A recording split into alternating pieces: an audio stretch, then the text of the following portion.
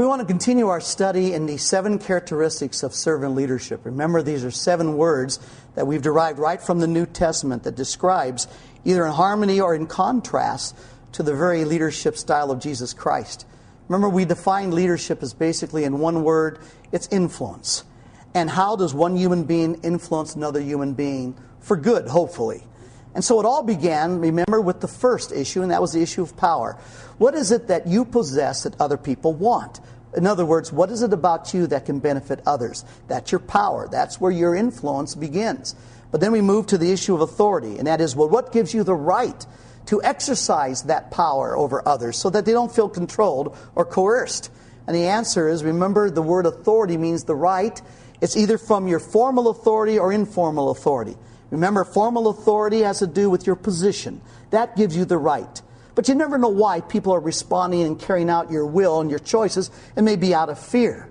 But you want to move from formal authority to informal authority, because what gives you the right to make the decisions? The fact that they trust you. Well, that moves us to this third issue of characteristic of spiritual leadership, and that's this issue of rule.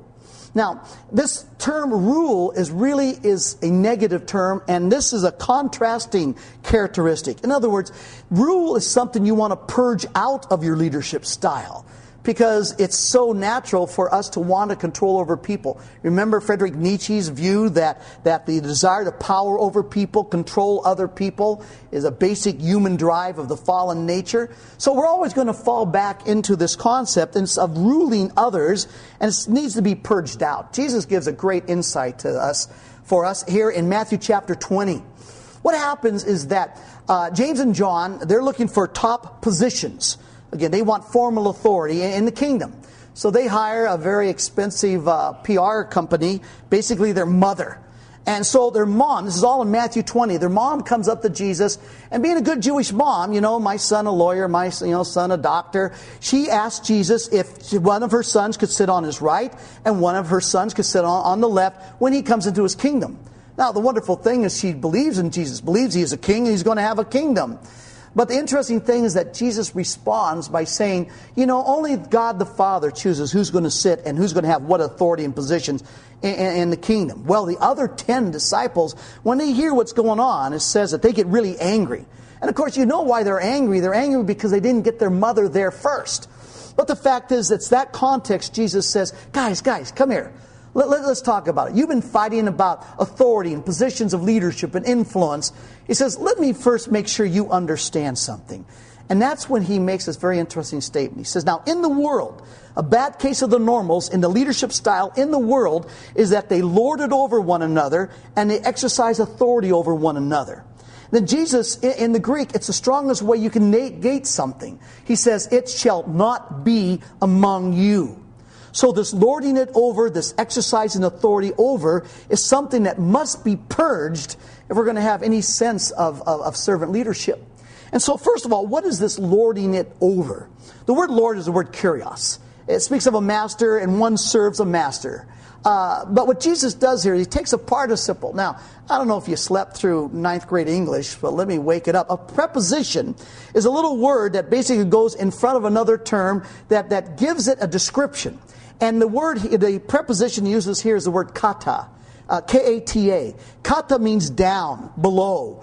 Like, for example, the word for gossip, to talk down, is katalelia, kata, down, laleo, to speak. Even sounds a little gross, katalelia. Anyway, here he uses the word katakurios. It is to view everybody as down below you, and they are there, and you are their Lord. To lord over is an expectation, an attitude that everybody around there is there to benefit me, to serve me. And then this exercise in authority over, remember the word authority, exousia? Well, Jesus takes that preposition, kata, puts it in front of that one as well. It's kata exousia. It's to exercise authority over. And basically, it's this mentality that everybody's below me and they exist to carry out my decisions, to carry out my will. Now, the reason Jesus reacts to this and says, it shall not be among you, is these two components make up visions of self-divinity. It's the essence of arrogance. I mean, one of the perks of being a God, based on the Lord's Prayer of Matthew 6, is to remember our Father who art in heaven, hallowed be thy name. That is, may you be hallowed, treated with holiness, treated with respect. And then he said, and thy kingdom come, thy will be done on earth as it is in heaven. Think of the last time you got angry. I bet you it was not righteous indignation. I'll tell you why we got angry. You got angry for one of two reasons. Either you were being treated the way you felt you should have been treated, or your will wasn't being done on earth as it is in heaven. In other words, things weren't going your way. See, and we get angry. Those are visions of self-divinity. That's how a God responds to His creation. God expects to be treated with holiness and expects His will to be done on earth as it is in heaven. And yet our God-likeness, that is, our desire to be like God, in our arrogance, we want to be treated the same way. This is what ruling is all about. It is lording it over. You exist basically to treat me with the respect I want to be treated. And it's exercising authority over. You exist to carry out my will. Excuse me. God is God and I am not. And we need to get that straight in our thinking when it comes to leadership. So when we deal with ruling, this is something that needs to be purged out. In the words of Jesus, even though it's a bad case of the normals in the world, that's how leadership treats other people. Jesus says, it shall not be found among you. It needs to be purged.